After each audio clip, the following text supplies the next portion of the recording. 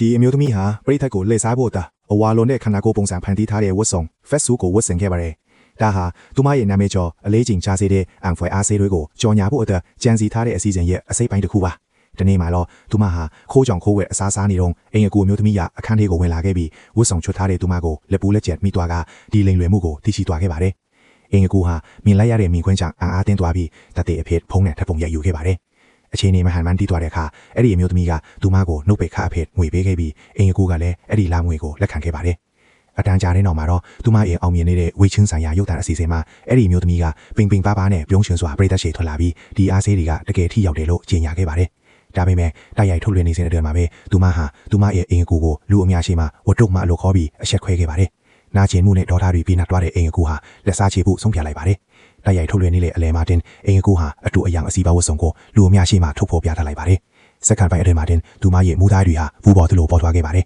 ။ထိုမျိုးသမီးကဝတ်ဆောင်လေးပြန်ဝင်ဖို့ကြိုးစားတဲ့ခါမှာတော့သူမရဲ့ခန္ဓာကိုယ်ပြောင်းလဲမှုဆိုတာဟာလုံးဝကိုအတူအယံကြီးထိချောင်းပေါ်လွင်သွားပါတော့တယ်။